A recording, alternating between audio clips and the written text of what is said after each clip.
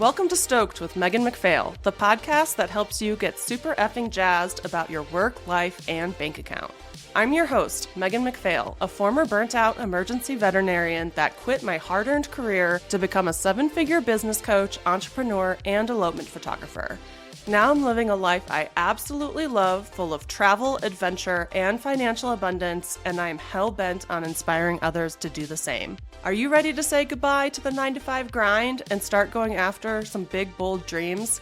Then let's dive into this week's episode. Hey, it's your host, Megan McPhail, and today I have a special guest, Melanie Sidlow. She is a Southern California elopement photographer, mentor, and routinely travels to Hawaii and Montana for work. And today we are covering a not-so-sexy topic that a lot of creative entrepreneurs try to really avoid, but it's really make or break for your business, which is money management and finances. And Melanie's really into this stuff, and so am I. So we're going to talk about it today. Welcome to the podcast, Melanie. Thank you so much. I'm so excited to be here. Thanks for having me. Yeah, of course. So, Melanie, there was a time when you transitioned from kind of like wedding photography to elopement photography, and you were basically seeing no profitability in your business, or even like money was going out the door despite working really hard. And how did you notice that was happening? Because some people don't even realize that's happening because all their accounts are mixed up and jumbled and they're not tracking stuff. But how did you fix that? So how did you notice that and how did you fix it? Yeah, that is a great question. And that it's so true because I was having months where I would be booking elopements, and at the end of the day or the end of the month, I would not be seeing the profit from that. And it was because I was spending too much money. And that's just the reality of it. I was spending more money on whether it was on equipment. I was not understanding my finances with even payment plans or things to profit for my business. And so that's what was really happening. And so my mindset began to change and say, okay, this needs to stop, because I was having immense anxiety from it. I was I'm booking these elopements, and at the end of the month, I feel like I'm in the hole. And so I went, and I feel like I went back in time, and I was okay, I'm going to print everything out. I'm going to highlight and be what am I spending and what am I making? And I was noticing I was spending more on what I was making. And that was with travel, that was with everything. And so what I did is I created a spreadsheet, and every time I booked an elopement, I would put the elopement location, the price, and I would put what it would cost to make that elopement happen. And then from there, I started paying myself every single month, which kind of seems like a no-brainer. But when you own your own business and when you're first starting, all you care about is making your business flourish. And so that was really the transition where I was able to separate my personal finances with my business finances. That's such a good point, because before you were just hoping that there was some money left over for you at the end of the month. And now it's no, I'm going to let my business have the leftovers. I'm going to pay myself so I don't have to stress and have anxiety, and all this work, this hard work that I've been doing kind of pays off. And then whatever my business has gets the leftovers. Because there is that growing season in your business where, my first probably 6 months in business was a wash. Pretty much everything I made went right back into business. But at some point, you have to pay yourself. You can't just be working your ass off for $0. That actually brings up a really good point, because we're going to have seasons where we're going to be working harder. We're going to be investing more into our business, and that's okay. But then you also have to look on the other side and see where you're going to sacrifice. And that is kind of where personal then comes in, where there were seasons, and still to this day, where I might pay myself a little bit less so I can invest in an education program, or I can invest in new equipment. But that means that I need to sacrifice some things personally. And I know that shouldn't be the norm. It should be the exception. But there's going to be those times that we're going to have to do that. And it's just being aware of what that looks like. Yeah, and having an end goal where you're not constantly sacrificing your personal goals and objectives, and that the business is eventually providing you with the life that you want. Like that doesn't happen on accident. Exactly. No, and that I love that because having those goals and saying, okay, for the next 3 months, I might not pay myself as much. I'm going to invest in my business, but I'm not going to let it go more than 3 months or things like that. And so just being extra aware and going back to my point of knowing what we're making, it will create so much freedom in your business to be able to do more than you could ever imagine. And like once I was able to recognize that and see what I was able to do versus not being able to do, it created so much freedom for me to be able to travel more to more places and do more elopements or invest in things that I thought I would never be able to do. Yeah, and I think when you have a better recognition of your finances too, then when some client comes around and they want to lowball you and be like, "Well, so and so is going to give me a discount, and can't you just do it for like $1,500 or whatever?" And you understand your cost of doing business and the amount of money coming in and going out and how much things cost you to run this business, you are going to say hell no to that inquiry instead of kind of desperately taking it on because you want some funds. And it really does empower you kind of in business and in your life. So, what are some of the ways, like, let's say there are some creative entrepreneurs out there right now, and their business accounts and their personal accounts are commingling. They have no idea what money management even means. What advice would you give them to kind of start understanding what they can do to be more financially literate in their business? Yeah, absolutely. So I think the first thing is going back into your bank account and seeing what you're spending versus what you're making. And then if you have not already done so, create a business account. I think that is so important and it's something that will really help you visually see. I think especially as photographers or entrepreneurs, like we're such visual people that you'll be able to see what you're making and what you're spending. And then another thing is investing in a CRM system. And so whether that like Honeybook or whatever you use, then you could see as well what you're making. And then once you have that kind of down, I would absolutely like recommend creating like a spreadsheet or whatever works for you to see how much you're making per elopement. That's really important. I think kind of breaking down your finances from like a monthly standpoint of just like, I made this much money and that much money left my bank account, which you can just look up on bank statements, or I use QuickBooks. That's important. But then also knowing how much each elopement costs you is huge because you're traveling. Maybe you're paying for an editor. Maybe you're paying for plane tickets and a hotel stay.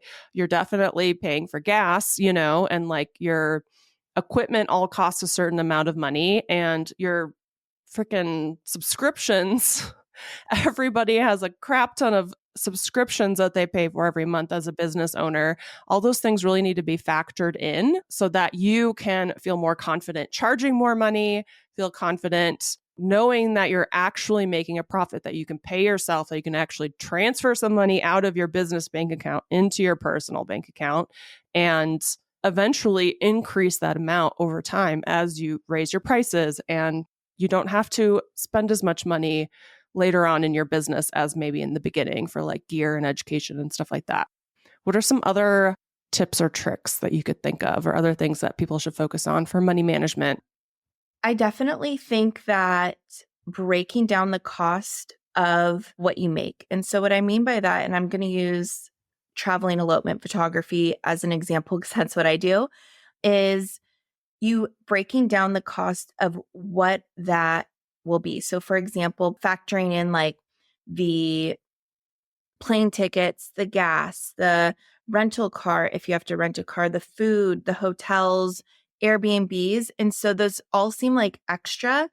But once you factor that into the price of like your bookings, it will just create such an ease because you're not going to be stressed 2 months before or a month before and say, oh my gosh, now I have to go buy this plane ticket. I need to go do all these things that are already factored in. And so just being again, really aware and conscious of what you're making versus like what you're spending with that.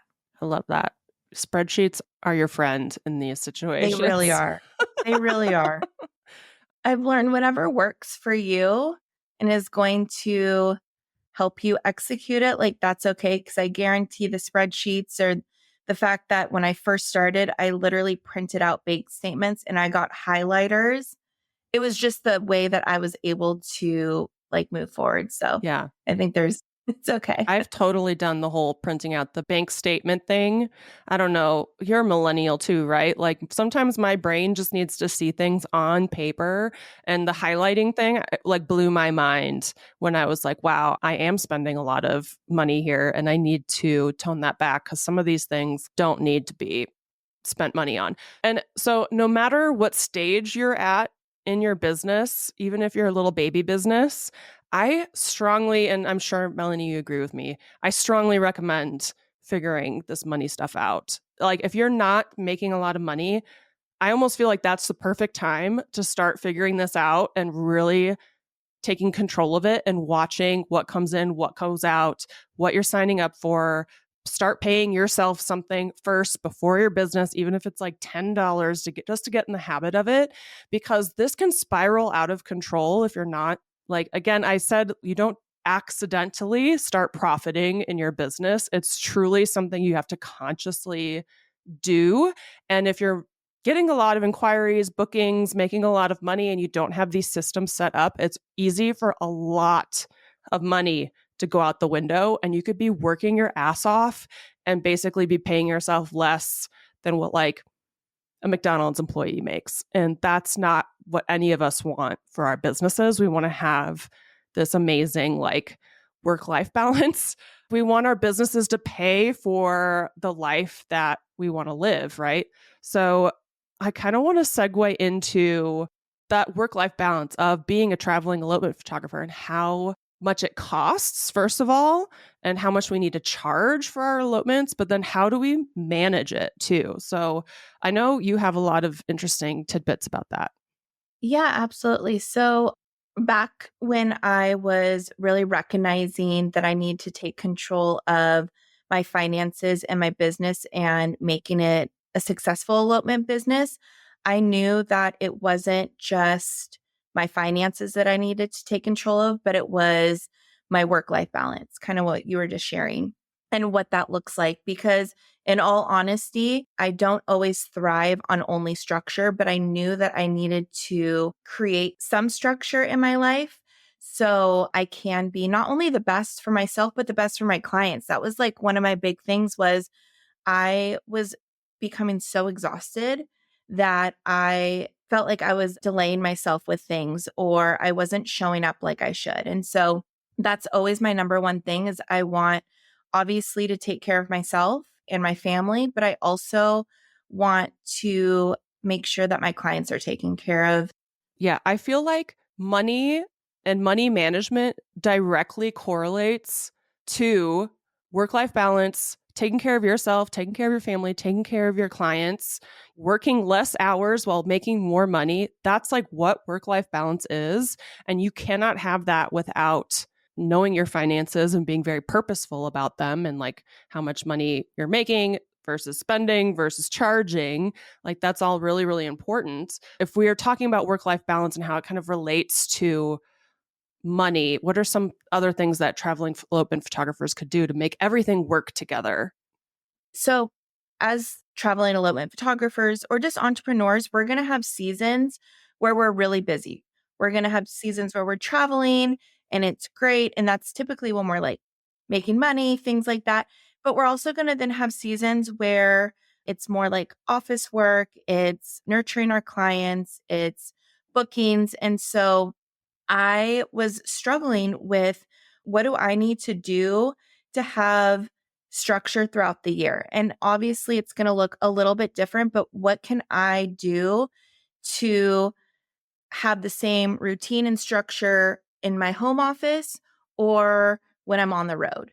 And so that's when I really started becoming passionate about creating morning routines, boundaries with my schedule, intentional time off. And it also then correlated with the financial side of it, of like how much I wanted to make, what I needed to do to make that, and how I could like incorporate it with my life. I love that whole thing because I always want to bring work life balance back to money because they're so similar. And to have that work life balance and be able to take like February off or something like that, you've got to plan ahead money wise. Or to take 2 weeks off to go on a vacation or whatever it is, or just a week off because you feel like binging Netflix or something. Like you have to have your finances under control to be able to do all of those things and feel confident about doing those things and not have it be like an anxious mess to do all those things.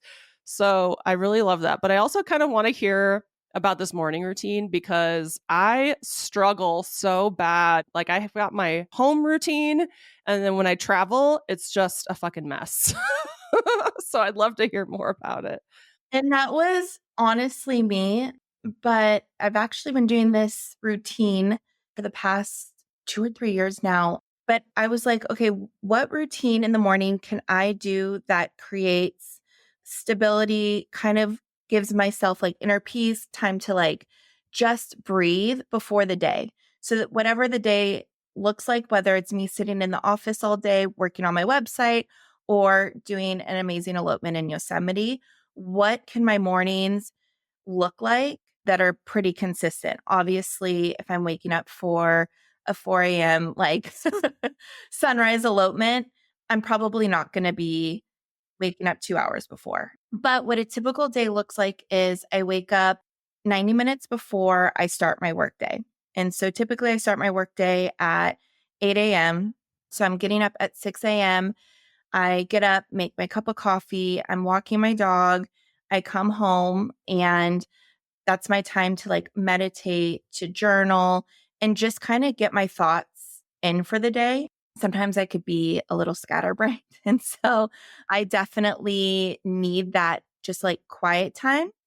And then that's when I like lead into starting my day. And something that I have learned is there's always going to be like seasons, right? Like right now, I don't have kids, so I'm able to have that hour and a half. If I wake up a little bit earlier, 2 hours, that might change in the future. And so I think like giving yourself grace and just knowing or understanding like it might look different in different season, but that is a very consistent way that I'm able to wake up and just kind of be able to breathe before my day. And those are usually like my favorite times when I'm out in Montana and it's a beautiful day, like during the summer, and I have a sunset elopement and I'm able to just like wake up and just like have that consistency. And then whatever the day brings to me, it brings to me. But I'm able to just have that like grounding moment. I like that. And it's really putting yourself first thing in the morning, which is important. And then you can kind of like have the time to think about how the rest of your day is going to go, whether it's a work day or a location scouting day or just like a travel day or a hangout day or whatever. You get to really think about it. And I need to start doing something like that because I kind of sometimes I wake up, check my phone, put out fires, and like all of a sudden it's 6 p.m. and I'm like, I need a cocktail. Yeah. And you know what? It's funny you say that because I would wake up, I would look at social media, I would look at my emails and my anxiety, even if it was a great email, taking a moment to like breathe and just have that time in the morning before the rest of the day came, I was like already like in this anxious state. And so I really did it, like you said, like taking care of myself. And then ultimately I was able to nurture like my clients even better because I was typically in like my best self for the day. So whatever like came my way, I was able to kind of like step back and breathe. And it's funny, like, even for sunrise elopements, I will still sort of do this. Like I'll still have my morning coffee. They won't have my dog when I'm traveling, but I might listen to like an encouraging podcast on the way to my elopement or just have like time because it's already a routine. So like it could be stuff that's like done in the car. Yeah, I love that. And you also related it to being able to serve your clients better, which I want to bring everything back to that because sometimes I forget to mention this when really like if you have a profitable business and you have work life balance and you are taking care of yourself. You're pouring into your cup. You have money. You don't wake up taking the wrong clients. You have the right clients. You get to give them the experience that also validates your pricing. It all goes together. It all goes into alignment where, like, if you're working too much and you're basically a slave employee of your business and you're low on funds and you don't have time for self care and you're picking up any job with any, red flag client that you can, you're not going to serve those people to your best ability. You're not going to be the best version of yourself, and your business is not going to be that great. But if you do prioritize self care, money, client experience, all of that really does create an amazing business with clients that freaking love you.